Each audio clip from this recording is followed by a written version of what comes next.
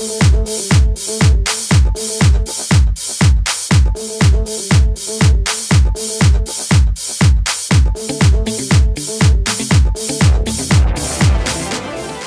Çoңапчайдын içindегі Дөбө Татыр деген жерге келіп жеттік. Бұл Дөбө Татырда атайын эгерлердің үйі құрылып тұр. İçinde birinci жашоого керектүү шарттар түзүлгөн экен.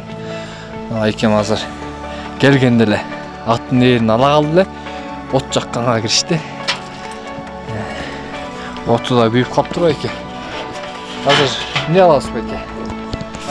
Азыр чай коебуз казанга. Чайчы алып, аттарды отко коюп, кайра тамак жасайбыз көрөбүз азыр. Şu азыр жаңы эле отубуз күйүп атат. Кудай буйрса. Жол эми шыдыр эле болду, сиздин оюңузча. Жол шыдыр эле болду, кудай. Саат көбүс менен аман эсен келип алдык. Şu үйдө болсо көрүп атасыңар. Чыгач үй. Өзүңүздөр курмаңыздар. Эгерлер 2009 жылы куруп алып. Капчага келген сайын ушул жака жатып, ишибизди улантабыз ушул жактан.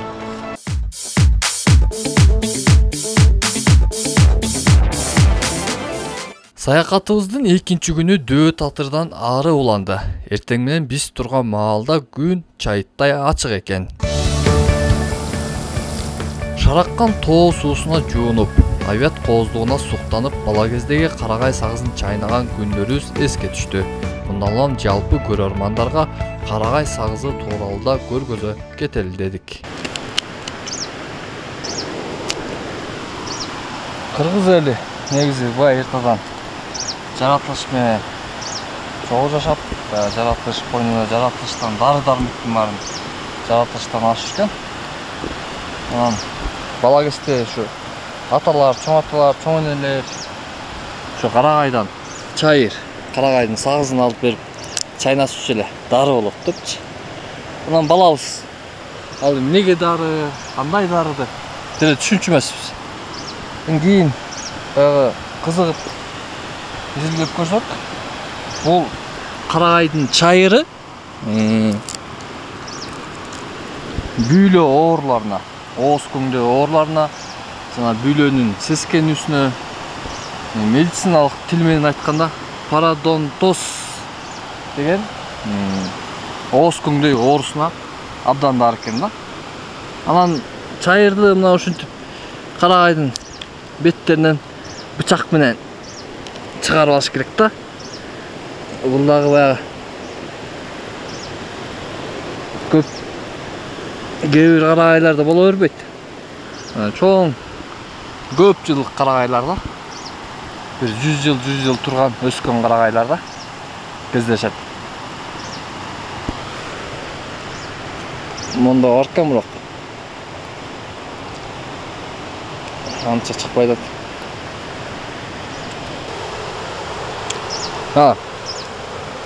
Карагайдын сагысын чайнап атына сагыз болду. Күрөң сагыз. Чайыр да. Азыркы кезде мына ушу карагайдын сагызынан лесной бальзам деп тиш жуучу пасталарды чыгарып атышат. Ооз көңдөй ооруларына дары, бүйлөлөрдү калыбына келтирет деп. Негизги анын түп нускасы мына ойлоно келсең, мына ушул чайырдан алынган. Таңкы тамактануудан соң кайрадан жолго камындык. Биз конгон Дөбө Татырдан Үмөт тилкесине чейин 7 сааттык жол экен. Эгерлердин айтысына жолу да катаал. Мындан улам жолдун айрым суу жеп кеткен жерлерин оңдоп жүрүүгө туура келди. Жолдун катаалдыгы, алыстыгы, аз кетесиз калсын. Өздөрү жүргөн жолду баш тараптары карагай калтеректер кулап калат, ошону жолду тазалап атышат. Тазалабай койсо болбойт деп экен.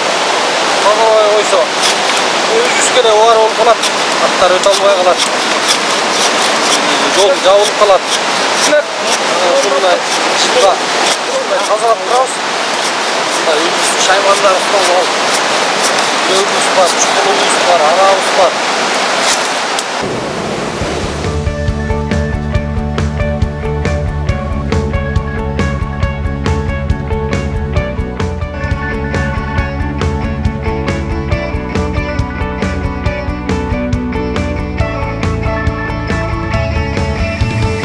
ушул жерди жылы эле оңдойбуз. Анткени суу чоң киргенде астын суу жеп, суу чоңойгондо жолдун баарын буза берет да. Ошон өзүбүздүн коопсуздук боюнча ар дайым жолдорду оңдоп, момундай шаймандарды ала жүрөбүз. Жол татаал болгондугуна байланыштуу. Анан бизге андан сырткары да эки волонтерлор келет. Анан ошолор дагы атка негизи көп жакшы мине алышпайт. Ошондуктан биз ушу жолдорду оңдоп түзөп турабыз дайым ар дайым. Эми оңдолгон жол менен жүрүп, кырсыктар болбой эле койсун эми. Ушу буга чейин катталган учурлар болбой эле жана. Эми жолдордо жыгылган аттардын өлгөн учурлары кездешкен көп эле. Эми мындай жолдордон биз минбейбиз, атты жетелеп өтөбүз дайыма. Кышкысы могу жолдор ноябрдан баштап уже жабылат, анткени тоңголук болуп кар болгондо жүргөнгө болбой калат да. Мына ушундай жол оңдоо иштерин жаратылыш сакчылары Коруктун кызыл аймагына келген сайын жүргүзүшөт экен.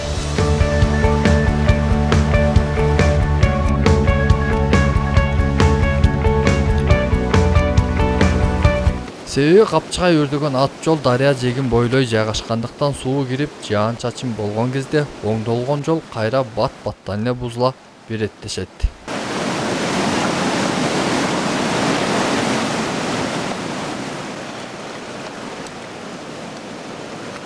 Азыр могу таштарды алып, моягына жол салабыз. Антпесек ат куласа, эгер нарын сууга түшсө, киши дагы ат дагы агып кетет. Анткени агымдын бар уч жерде азыр суу терең кирип атат. Суу мындан дагы кирген, чоң кирген учурлар болот. Ошон үчүн өзүбүздүн коопсуздук үчүн уч жерди азыр момдайнаны ачып, жол салалы деп аракет кылып атабыз.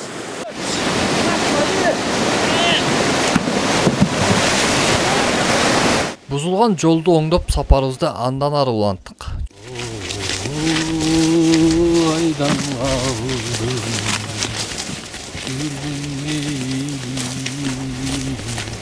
Жолдо баратып өткөн доордон калган эстеликтей болгон кызыктуу турак жайга туш болдук.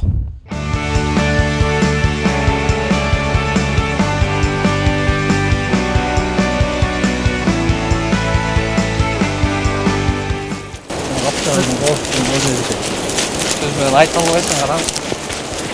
Кызан коске. Талабеке кайсы жер болуп калды бул жерде? Көксеки. Көксеки. Атына заты жарашкан. Жап-жашыл төрлөр. Жиш карагай чер. Ортосунда Нарын дарыясы.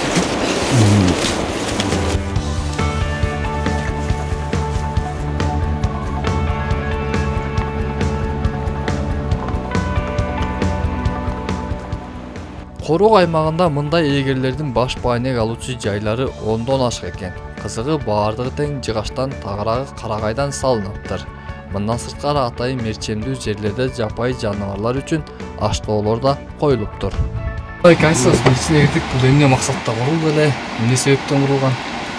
Неге? Карабыз колдонуу. Запийник уюшулгандан бир kurulup dur, bir 10 жылдай болса керек, bir 30 жылдан ашық kurulgan деп жүрсек, мында ушу жерге жатып, ары өтүп келгенде ушу жерге жатышчу бар, жаандан калкаланып. Анан кийин биз ар жактарга там салып кайра башка. Буга коркунучтуу болуп калды, үстү түшүп кетеби деп буга жатпай калганбыз. Могу чукуларда дагы тамыбыз бар, ошого жатабыз көбүнчө. Кийин салып, мында жер төлөмөс. Ал деле ушундай карагайдан саналат. Бул жертөлөгө көбүнчөсүн жана жогоруда айтып музоо кармаган азат. Мурда ошо музоо кармап жапайылардан кармап барып анан питомникке багып өстүрүп ошентип өтчү, ошол максатта салынганда бир айлап ушул жерде жашап, жаңы туулган убакта. Анан кармагынан тияк алып барып питомниктен баштап ошондо курушупту да, ошол убакта.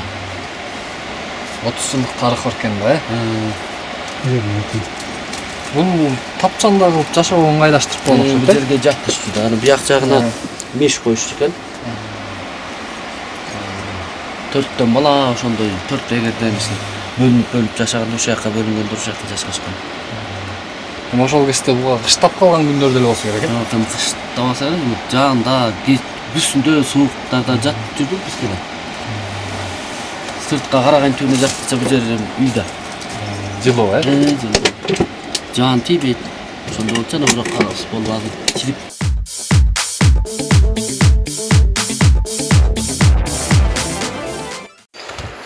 Жолда каттан мынандай молдон өткөз болду. Узук болот. Үстүлө келип болот. Алайсың. Минутын кылган мына. Бул эмнеге пайдаланат? Эми сурап коелу, эмне үчүн алат? Дагы ушундай иш-чаралар бар. Бугу марал чаап, чөп салып коюп, ошон үчүн жадалганда катуу болуп калса, шундан чөп жеп жардам, кошумча коюп дегендей. Техникалык иштер үчүн экен да? Техникалык иштер үчүн жабай. Ондой автор бар. Мына ушу саякатыбыздын жүрүшүндө жер суу аталыштары боюнча да кызыктарга күбө болдук. Тагыраагы капчыга ичиндеги түзөң жердин көпчүлүгү татыр аталышында экен. Наркөз перкөзүнүн баары эле татыр болуп кетет. Татыр деген сөз бир кичирээк, түсүрөөк аймак, анан ысык болгон жерди татыр дейт. Мисалы үчүн татыр деген биздин түштүктө деле көп эле жерлерде кадимки татыр деген айылдар бар, тоолордо татырлар бар, ысык жерлерди ушу татыр деп коет. Бул эле чүйдө жанагы чуңкурчактын алдындагы аякта да татырлар бар. Кыргыздын эле бул сөзү ысык, кичирээк мындай чакан элге ылайыктуу болгон жерди татыр дейт. Эми ал кең татыр, андан узун татыр, тегерек татыр, Марипа жер сортчу айран суунун татыры деп бияга өсүнөн кетет. Тескей жагынан болсо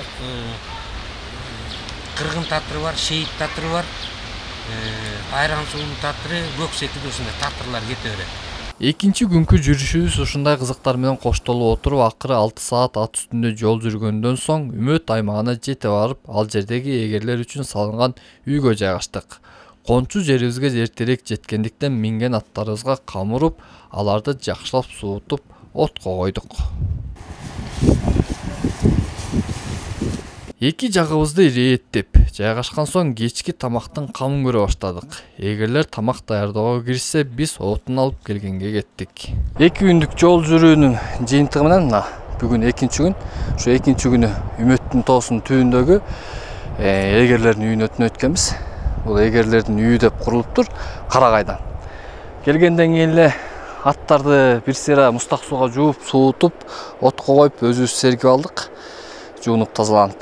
Анан эгер байкелер биякта тамакчызанга киришиптир. Эмне тамакчызап атышат, эмне кылып атышат. Анан үйдүн ичи менен да таанышалы.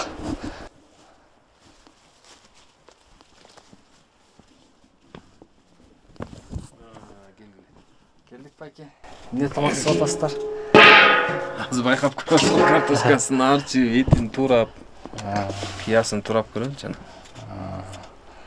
Дагы эмне чыгармачылык болуп кетет тияк баргандай. Биягы кухня экен, биягы жатакана бар экен. 2 жатакана, анан бир ашканасы бар экен. Вот жаккана кириштиңиз байке. О, тамактын камын көрүп. Эти турагына караганда сиз жазайт окшойсуз. Азыр Мирдан экөөбүз силерге тамак сап беребиз азыр. Этин озо турап койдук. Картошка пиясын арчып атат. Азыр отуз күйө калсын. Тамакка киришебиз.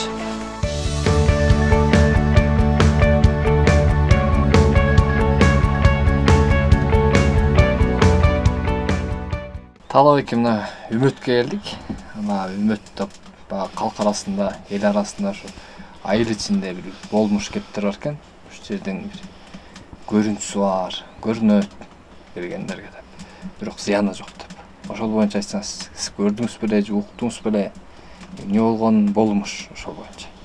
Мен иштегениме 15 жыл болду. Ошондон бери келип бу жака көп эле жол жатып, бу жакта көп эле жүрөм, бирок мен көргөн жокмун. Ан уккам, бирок ошондой бар депчи. Бизде мурда иштеп кеткен Шүкүр Кубан байке деген көрүптүр негизи. Андан башка деле көрдүм деген кишини уга элекмин. Мен ал кишинин өзүнөн осунан деле сураган эмесмин, ушул эл арасында айтылып жүрөт да, ошол көрүптүр. Мурда да көп жыл мурун деле көргөндөр болуптур. Мен мындай көрө элекпиз. Эми ошол укканыңыз боюнча кандай?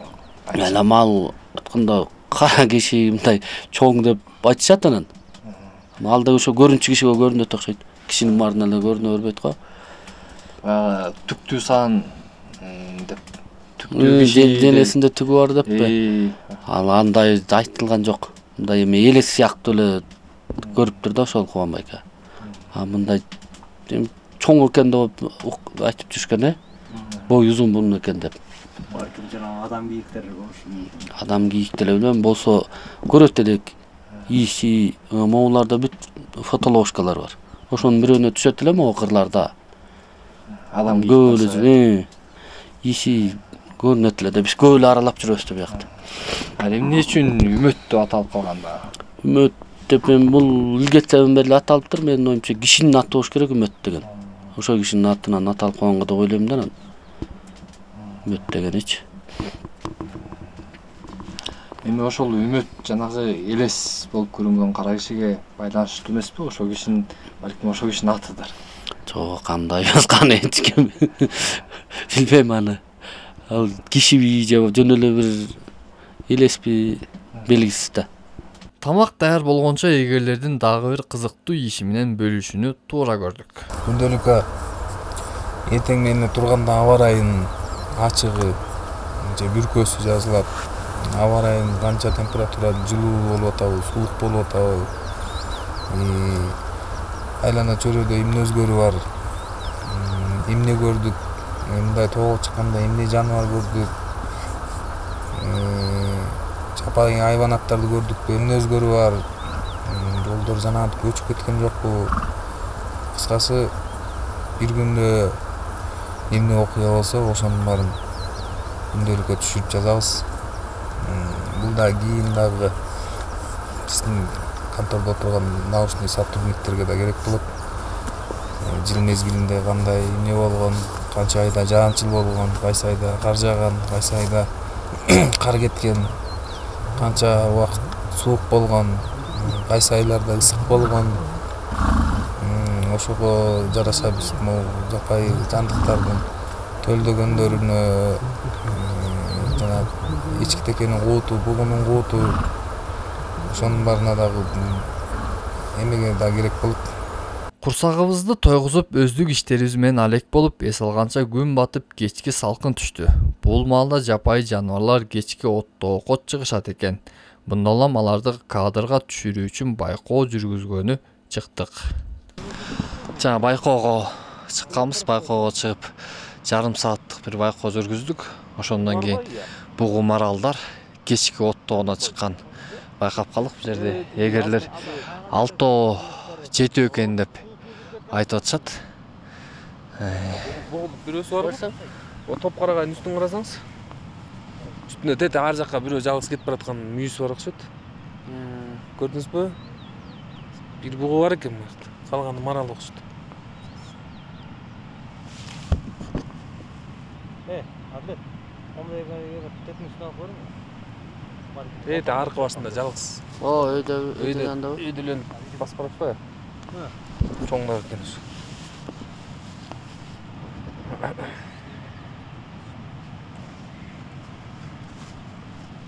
Не кеч чыгышты бүгүн, э?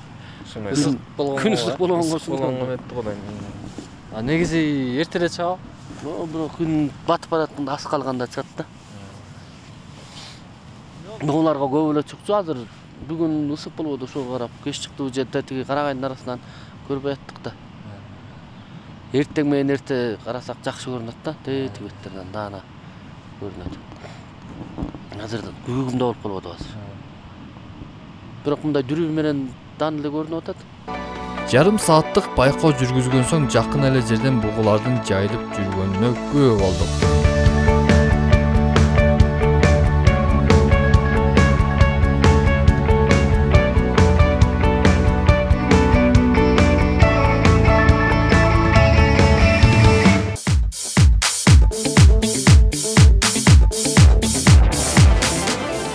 Корок аймагында Тяншан бугу маралынын 300дөн ашык башы байырлайт экен.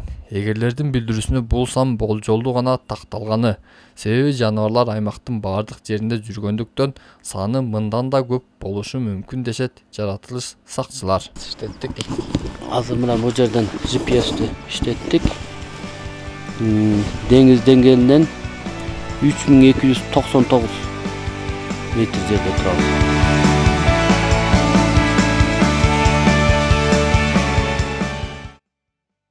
Жаратылыштын кооздугуна суктанып дүрбү менен жапайы жаныбарлардын жайылганына көз салганча күн да батып көз байланды.